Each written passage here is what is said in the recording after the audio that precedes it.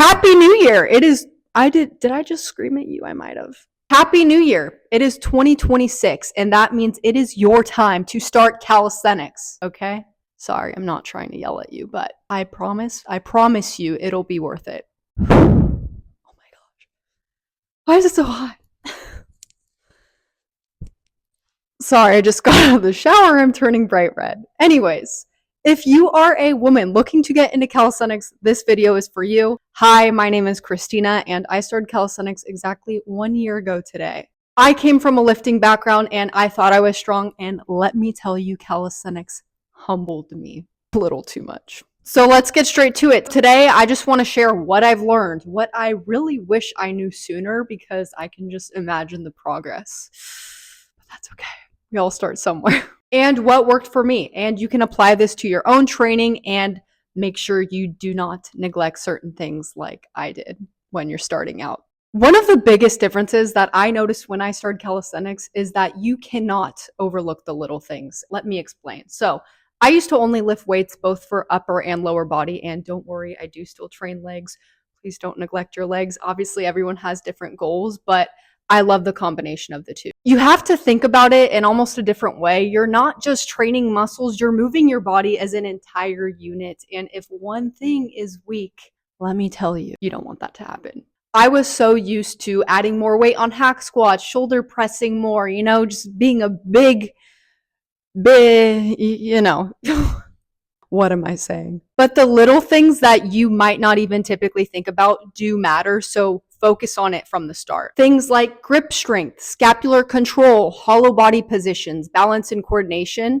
There's a Christmas tree still in here. Sorry. So if you can't even do a pull-up or you're not very good at push-ups or dips yet, which the basics I highly recommend getting good at, because personally, when I focused on those, it became easier to start working on certain skills like the muscle up. Even if you can't do a pull-up or a push-up or a dip yet, you can still focus on these things because it will help you so much before going straight into it. If you just focus on dead hangs to start off with, right? Do passive and active ones, and you focus on scapular pull-ups, right? Learning how to initiate movement from your scapula will help you a ton because it applies to almost every skill in calisthenics. Hollow body positions for your core. You can start off with easier progressions, and I can post a video on this, but the hollow body hold is definitely one of the core exercises that you want to get used to. What I didn't realize is that my mobility, my joint control, my positioning were all holding me back more than my strength. On paper, I was strong, right? I could do these slow and controlled pull-ups, some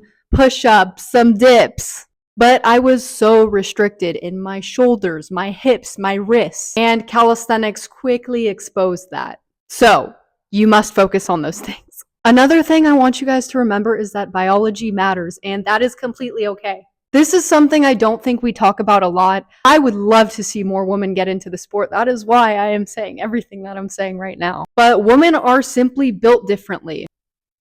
That made me cringe really hard. And it does affect calisthenics. We do have lower relative upper body strength. We have higher fat distribution in our hips and our glutes, and we just have a different center of mass. So some skills are just mechanically harder for women. Let me give you an example. Muscle ups. I've been working on cleaning these up for so long.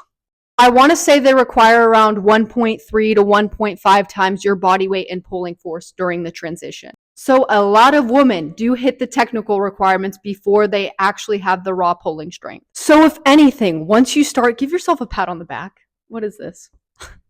One thing that I really wish I focused on sooner was my explosiveness, since we're talking about the muscle up. I was so used to slow and controlled strength, but calisthenics requires you to be light, quick, powerful, something that bodybuilding was a little bit different then. So yes, I just got my muscle up a couple weeks ago, and we can do 3 reps, baby. Or 2. I'm lying already. But the muscle up took me a lot longer than I expected. And this is honestly looking back because I just wasn't explosive enough. As an example, if you want to unlock the muscle up, you need to be focusing on high pull-ups, chest to bar, band assisted explosive drills. And when you're starting off with those, I would honestly focus on low reps, but make them super explosive and try to pull higher each time, because that really helped me. And honestly, just practicing the movement pattern. Once I trained the explosiveness and the technique, everything just started clicking for me. And now I can train them a little bit more intuitively. with a band, of course. Do not chase too many skills at once. This is a big one. Calisthenics is a neurologically demanding sport. And if you try to train everything at once, progress will most likely get messy. I would personally focus on 1 to 2 skills max, maybe 3 depending on what it is, and have everything else support that. When I narrowed my focus, my recovery was better. I finally saw a lot of progress with the muscle up. Another thing is I track my cycle. I don't know about all you girls, but I've noticed that I'm a little bit weaker a couple days before my period. So I personally train intuitively around my cycle.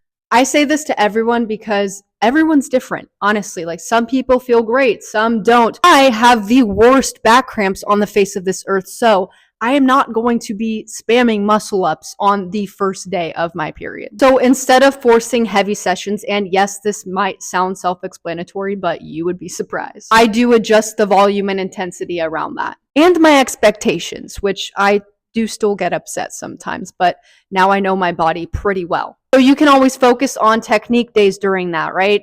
Mobility sessions, or even just skill work. This is huge. Please do not skip your warm-ups. If I could go back, I would have focused way more on wrist conditioning and scapular work from the start. For me personally, I did not focus on wrist extension strength early on, so now I do rely on parallettes more in that neutral position because my wrists just feel stronger that way.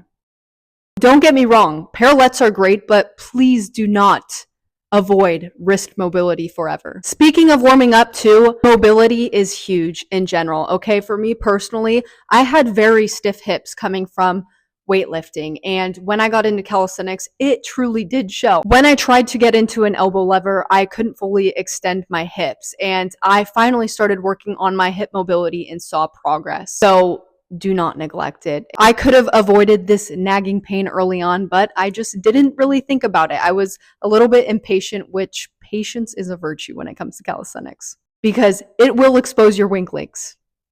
It will expose your weak links. Weak links. Jeez. It's better to address them early than push through. Another thing you need to think about is, what is your goal? Why are you starting this? Define your goal. Do you want to specialize in something specific, or do you want to be a well-rounded athlete? This is really important. There's no wrong goal, but you need to be honest about what you want. Write these down. These are the non-negotiables I would never skip again. Warm-ups, scapular work, core compression, grip strength, wrist conditioning, hip mobility, recovery. As you do calisthenics, you will naturally have a better understanding of your baseline and what your body is capable of. When you start, do not try to do a ton of volume work up to it over time, and you will figure out what works, how much time you need to recover, etc. You get my point. Calisthenics did, in fact, humble me, challenged me, and made me a better athlete overall so far. So if you're a woman starting out, be patient, train smart, and do not compare your timeline to someone else's. Enjoy the process, because you will become obsessed like I did. Or maybe you won't. I don't know. Personally, I love it. I love it. So if this helped you in any way, or if you are just starting out on your journey as well, make sure to like, subscribe, and let me know what skills you're working on this year. Happy New Year, and let's make some progress in 2026.